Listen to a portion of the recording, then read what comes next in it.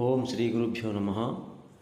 గురు పౌర్ణమి పర్వదినాన్ని పురస్కరించుకొని త్రిపురాంతకంలోని కుమారగిరి చుట్టూ భక్తులు గిరి ప్రదక్షిణ నిర్వహించారు. ఏకాదశ అంటే 18వ ప్రదక్షిణ కార్యక్రమం ఇది.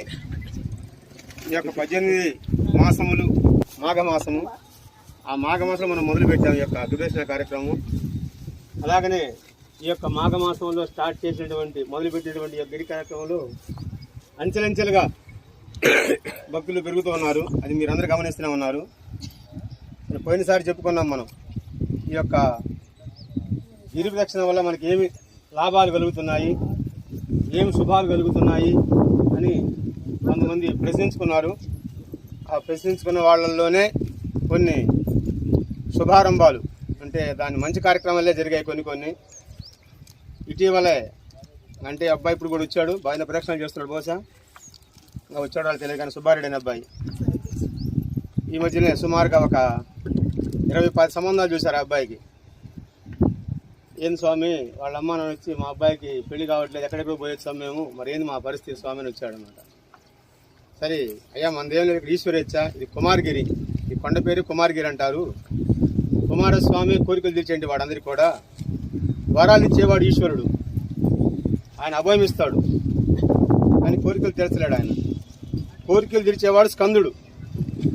అటువంటి స్కందగిరి మీద మీరు మరి ప్రదక్షిణ చేసేమాటైతే భగవంతుడు మీకు కోరిక నెరవేర్తాడు అని చెప్పుకున్నాం అనమాట. అది 3 మంగళవారాలు ఆ అబ్బాయి శ్రద్ధగా ప్రదక్షిణ చేశాడు. చేస్తున్న సమయంలోనే 2వ వారమే అబ్బాయికి పెళ్లి నిశ్చయితార్థం అయిపోయింది. మరి నాకు పూజ చేసుకోవాలంటే మరి శని బట్టలు నా దగ్గర ఉన్నాయి కదా స్వామి, ప్రదక్షిణ చేసిన బట్టలు అంటే దానికి ఇబ్బంది లేదమ్మా, 3వ వారం తిరిగి పూజ చేసుకొని పెళ్లి చేసుకోమని చెప్పాము. 3వ వారం అబ్బాయికి శని పూజ చేయించేసి సుబ్రహ్మణ్య స్వామి పూజ చేసి ఎమ్మటే పెళ్లి చేసుకున్నాడు. వాడు గుడికి వచ్చాడు ఆ అబ్బాయి కూడా, మంచి ప్రదక్షిణ చేస్తున్నాడు పైన అబ్బాయి కూడా, పెళ్ళి గడుస్తాడు ఆ అబ్బాయి కూడా. అంటే స్వామి నిదర్శనాలు చూపిస్తేనా ఈ కలియుగంలో మనం నమ్ముతామనేది ఒక ప్రతీతి అనమాట. మరి మేము తిరుగుతున్నాం, మాకేం కావట్లేదు, కొంత ప్రశ్నించుకోవచ్చు అనమాట. ప్రతి ఒక్కరికి బహుగా అవకాశం ఇస్తాడనమాట. అది వంటగదిలో స్విచ్ ఉంటుంది, వరండాలో బల్బు ఉంటుంది. మనం పోయి బల్బు పట్టుకుంటే బల్బు వెలగదు ఎప్పుడు కూడా, స్విచ్ చేస్తేనే బల్బు వెలుగుతుంది. భగవంతుడు లీలలు కూడా రాంటి అనమాట. మనం దండం పెట్టినప్పుడు మన దగ్గర రాడు ఆయన, దండం పెట్టిన మార్క్ ఆయన దగ్గర ఉండిపోతుంది అనమాట. అట్లా ఎగ్జామ్ పరీక్షలు రాస్తున్నాము, మనం ఏం రాసామో మనకు తెలుసు అనమాట. కానీ వెయిట్ చేస్తాము, మనం పాస్ అవుతామా కామా పాస్ అవుతామా.